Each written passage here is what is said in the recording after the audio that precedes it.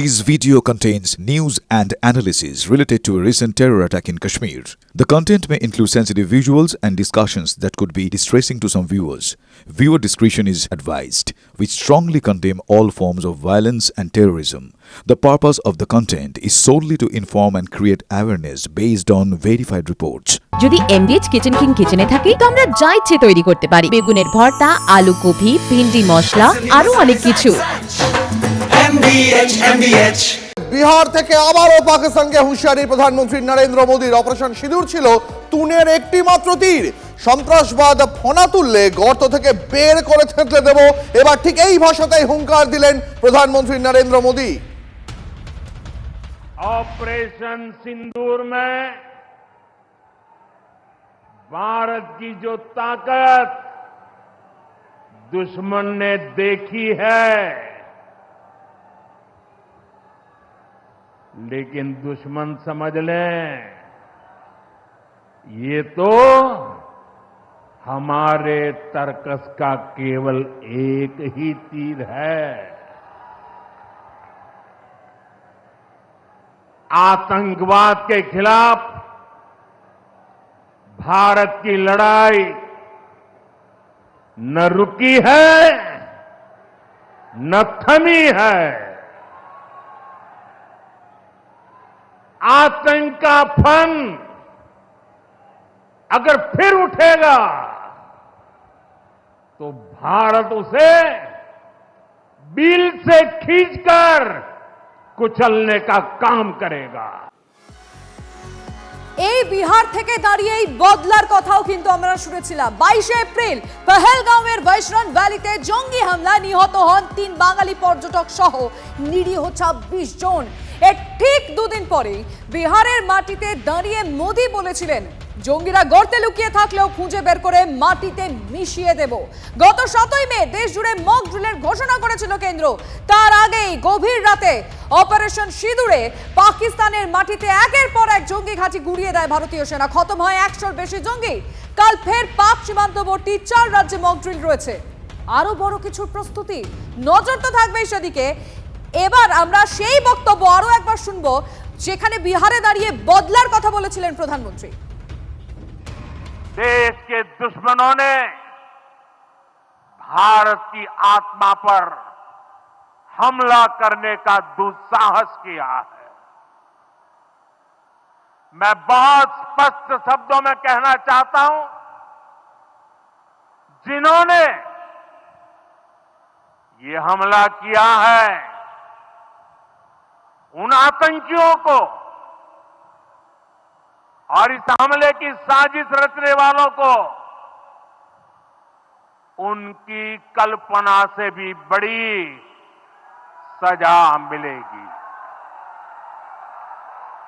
सजा मिलकर के रहेगी। अब आतंकियों की बची खुची जमीन को भी मिट्टी में मिलाने का समय आ गया है।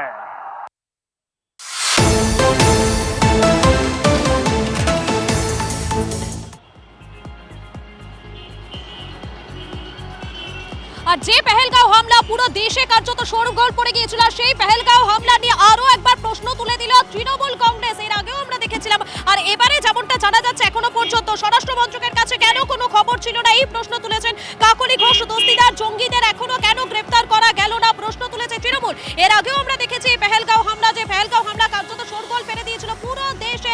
যে পেহেলগাঁও হামলার পর দেশের যারা বাসিন্দারা রয়েছেন তারা কিন্তু রীতিমতো ক্ষোভে ফুঁসছেন। আর সেই পেহেলগাঁও হামলা নিয়ে এবারে প্রশ্ন তুলল তৃণমূল। স্বরাষ্ট্র মন্ত্রকের কাছে কেন কোনো খবর ছিল না, প্রশ্ন কাকলি ঘোষ। দস্তিদারের জঙ্গিদের এখনো কেন গ্রেফতার করা গেল না, প্রশ্ন তৃণমূলের। আমরা দেখেছি পেহেলগাঁও হামলার পরে অপারেশন সিঁদুর, সেই অপারেশন সিঁদুরের মাধ্যমে পাকিস্তানের জঙ্গি ঘাঁটিতে একের পর এক জঙ্গি ঘাঁটি কিন্তু কার্যত ধ্বংস করে দেওয়া হয়েছে, এবং সেই পেহেলগাঁও হামলা নিয়ে এবারে প্রশ্ন তুলল তৃণমূল। আমাদের দেশের যে আভ্যন্তরীণ নিরাপত্তা মন্ত্রক আছে তাদের কাছে খবর ছিল না কেন যে এইভাবে সন্ত্রাসবাদীরা দেশের ভিতরে ঢুকে এসে মানুষকে হত্যা করছে? এবং আমরা জানতে চাই যে সেই যে সন্ত্রাসবাদীরা যারা ঢুকেছিল অনেক জায়গায় তাদের কিন্তু মিডিয়াতেও ছবি দেখা গেছে, অস্ত্র হাতে গুলি করতে দেখা গেছে, কিন্তু আজ অবধি তাদের একজনও কিন্তু গ্রেপ্তার হননি। তারা কোথায় আছেন, কিভাবে আছেন, আবার কবে কোথায় কখন আঘাত হানবেন, কার উপরে আঘাত হানবেন, কাকে মৃত্যুর মুখে ঢলে পড়তে হবে, কোন মায়ের সিঁদুর আবার তারা মিটিয়ে দেবেন, এই প্রশ্নটা আমরা আপনাদের কাছে করছি তাদের কাছে পৌঁছে দেওয়ার জন্য, যে সিঁদুরের বাটি নিয়ে না ঘুরে নতুন করে যেন সেই সন্ত্রাসবাদ ভারতবর্ষের জমিতে কোনো ক্ষতি করতে না পারে, এটা কিন্তু ভারতবর্ষের প্রধানমন্ত্রীর বিশেষভাবে দেখা উচিত।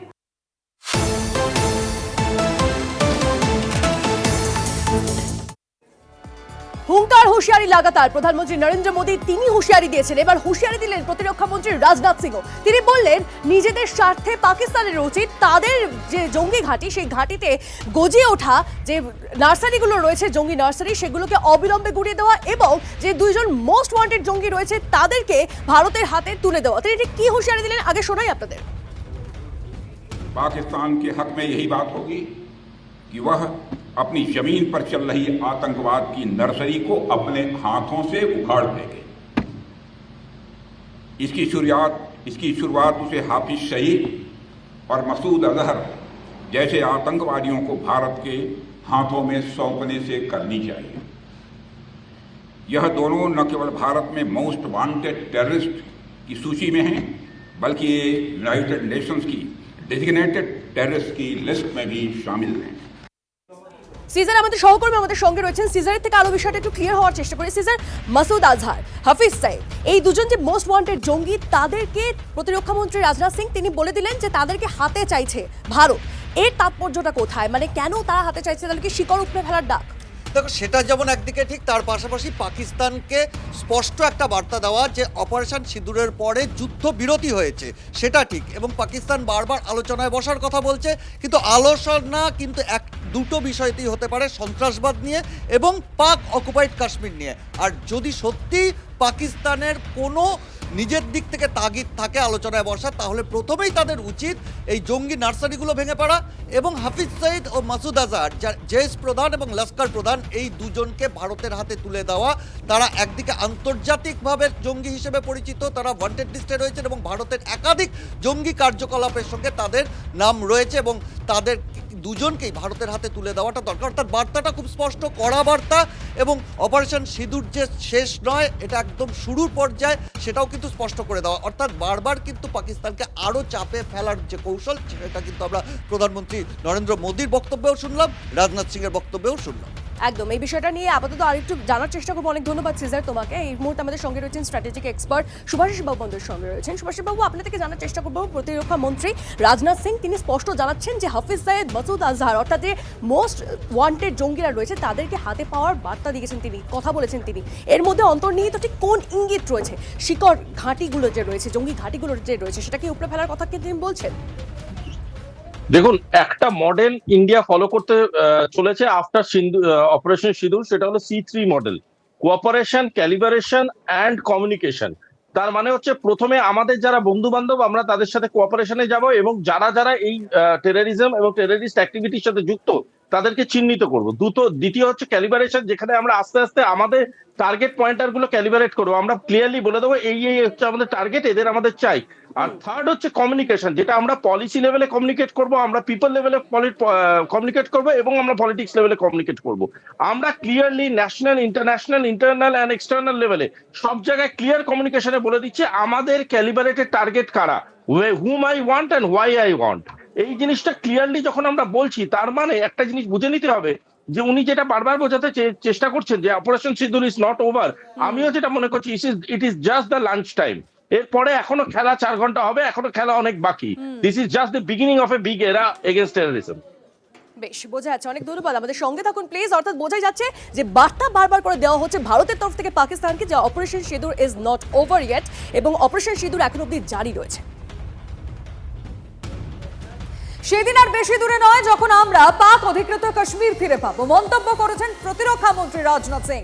তিনি বলেন পাক অধিকৃত কাশ্মীরের বেশিরভাগ মানুষই নিজেদের ভারতের অঙ্গ বলেই মনে করেন। মহারানা প্রতাপের ভাই শক্তি সিং এর প্রসঙ্গ টেনে প্রতিরক্ষা মন্ত্রী বলেন পিওকের বাসিন্দাদের ছোট ভাই বলেই মনে করি আমরা। তার বিশ্বাস শীঘ্রই পিওকে নিজে থেকেই ভারতের কাছে ফিরে আসবে। स्वाभिमान, आत्मा की आवाज और स्वेच्छा से भारत की मुख्य धारा में कभी न कभी जरूर वापस लौटेंगे। मैं जानता हूं वहां के अधिकांश लोग भारत के साथ एक जुड़ाव महसूस करते हैं। बड़ी संख्या है जो भारत के साथ जुड़ाव महसूस करती है पीओके में।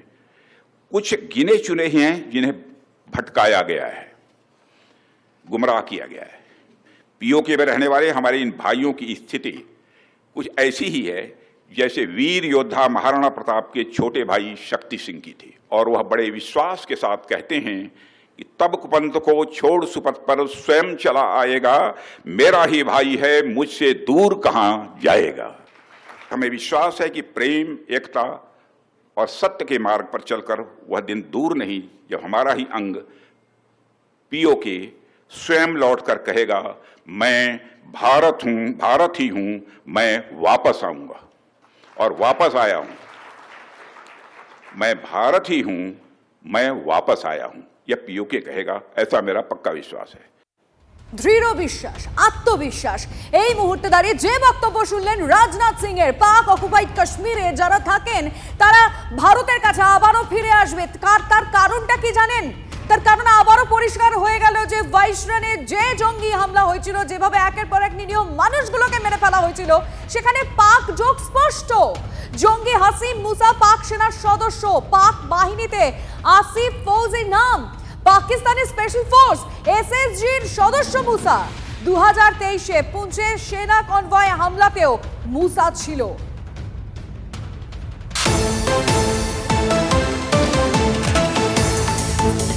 রাজনাথ সিং যখন এই কথাগুলো বলছেন, কোথায় দাঁড়িয়ে বলছেন? আইএনএস বিক্রান্তে দাঁড়িয়ে বলছেন এই কথাগুলো প্রতিরক্ষা মন্ত্রী। অপারেশন সিঁদুরের সময় নিশ্চয়ই আপনাদের মনে আসে পাকিস্তানের ঘুম ছুটিয়ে দিয়েছিল এই আইএনএস বিক্রান্ত। গোয়া সফরে গিয়ে আইএনএস বিক্রান্তে গেলেন প্রতিরক্ষা মন্ত্রী, সেখানে গিয়ে নৌসেনা অফিসারদের সঙ্গে দেখা করলেন, কথা বললেন, তাদের সঙ্গে দাঁড়িয়ে ছবি তুললেন। এর আগে শ্রীনগরে গিয়েও ভারতীয় সেনার সঙ্গে দেখা করেছিলেন রাজনাথ। আপনাদের মনে আসে ভুজে বায়ুসেনা জওয়ানদের সঙ্গেও তিনি কথা বলেছিলেন। সেই ছবিটা এই মুহূর্তে আপনাদের আরো একবার দেখাচ্ছি। আইএনএস বিক্রান্তে দাঁড়িয়ে কেন্দ্রীয় প্রতিরক্ষা মন্ত্রী রাজনাথ সিং নৌসেনা আধিকারিকদের সঙ্গে কথা বললেন, তাদের মনোবল বাড়ালেন, তাদের সাহস জোগালেন এবং তাদের শৌর্যের প্রশংসা করলেন। দেখুন, এই আইএনএস বিক্রান্ত ঘুম ছুটিয়ে দিয়েছিল পাকিস্তানের।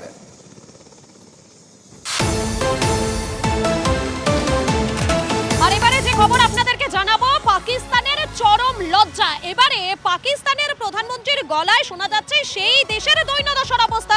তিনি বলছেন তাদের নাকি পরিকল্পনা ছিল আমাদের দেশে ভারতে হামলা করার, কিন্তু ভারত তার আগে হামলা চালিয়ে দিয়েছে। অপারেশন সিঁদুরের মাধ্যমে একের পর এক ঘাঁটি ধ্বংস হয়েছে, তাতে নাকি তাদের ক্ষতি হয়েছে অনেকটাই।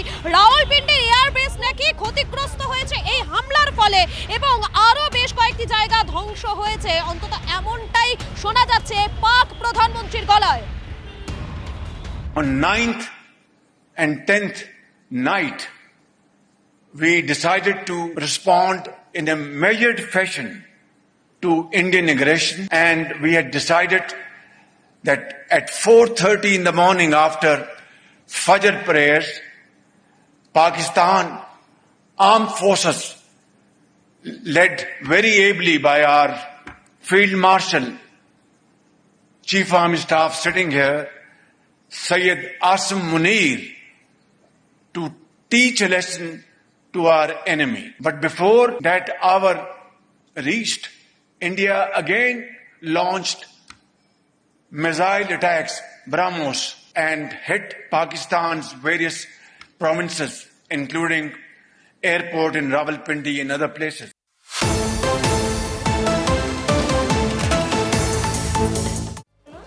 ঘরে বাইরে প্রবল চাপে পাকিস্তান, কারণ ইমরান খান তিনি জেলে রয়েছেন, কিন্তু জেলে বসে আন্দোলনের ডাক দিচ্ছেন।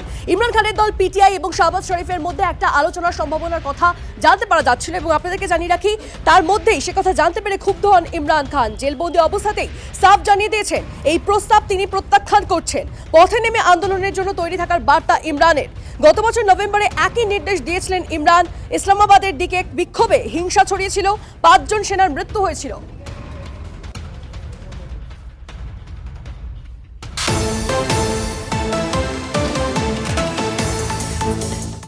নট এয়ারবেস ভারত ক্ষতিগ্রস্ত করার পরে পাকিস্তানকে সমঝোতার পথে আসতে হয়েছে। ভারতের উপর কোনো রকম আক্রমণ বরদাস্ত করা হবে না। কোন রকম প্রচেষ্টা হলে আরো কঠোর প্রত্যাঘাত হবে। পুঞ্চে দাঁড়িয়ে পাকিস্তানকে হুঁশিয়ারি কেন্দ্রীয় স্বরাষ্ট্রমন্ত্রী অমিত শাহ।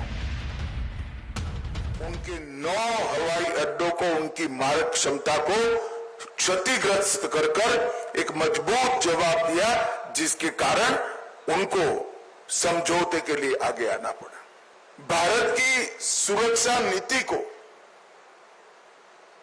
दुनिया के सामने घटनाओं के आधार पर जाहिर करने वाला रहा है कि भारत के नागरिकों पर, भारत के निर्दोष व्यक्तियों पर, भारत की सेना पर और भारत की सीमा पर किसी भी प्रकार का अतिक्रमण भारत सहन नहीं करेगा। किसी भी प्रकार का आक्रमण भारत सहन नहीं करेगा। इसका सटीक और इससे भी बुलंद जवाब दिया जाएगा।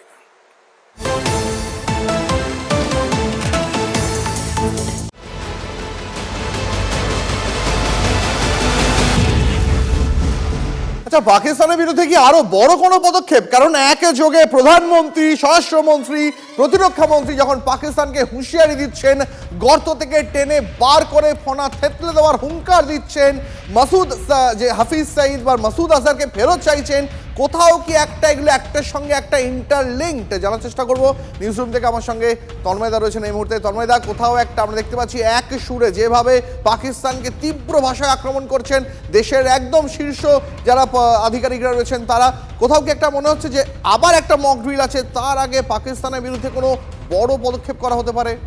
দেখো, পাকিস্তান কেন প্রত্যেকেই মনে করছে আবার কি কোনো প্রত্যাঘাত হবে ভারতের দিক থেকে।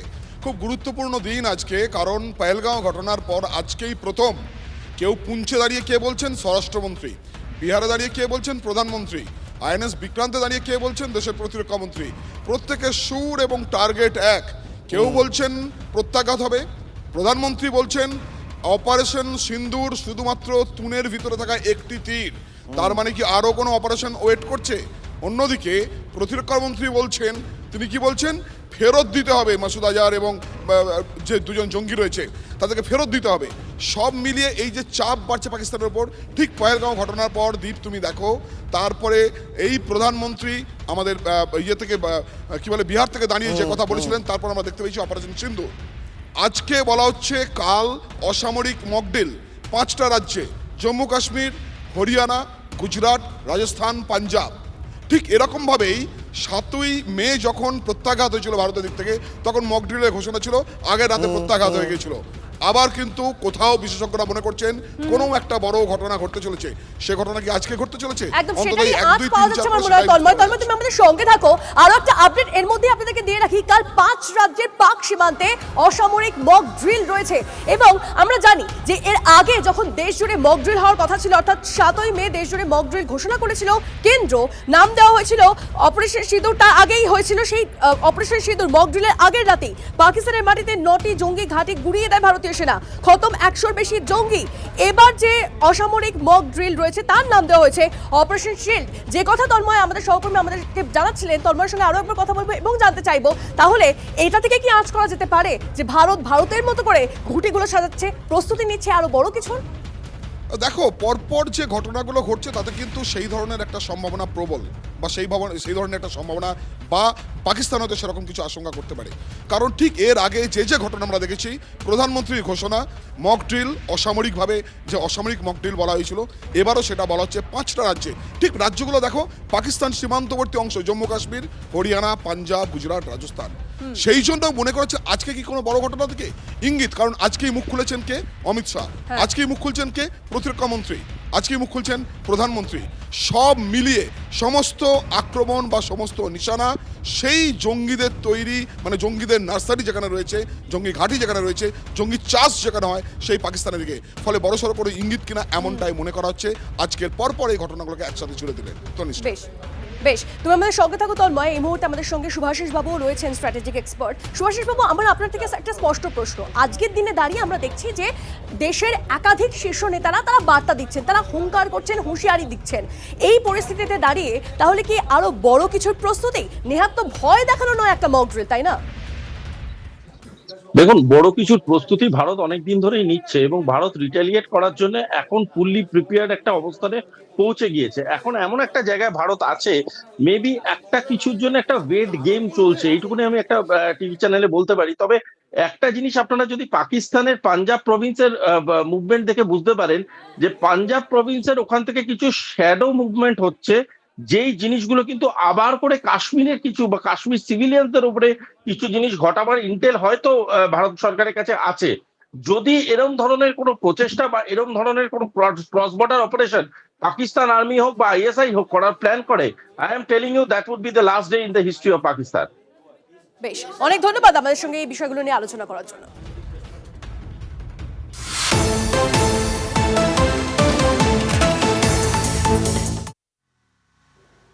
পাক অনুপ্রবেশ ঠেকাতে সীমান্তে কড়া প্রহরা সেনার, বসানো হয়েছে উচ্চ ক্ষমতা সম্পন্ন টেলিস্কোপ, ড্রোন বা ইউএভি ঠেকাতে বসানো হয়েছে অত্যাধুনিক রেডার।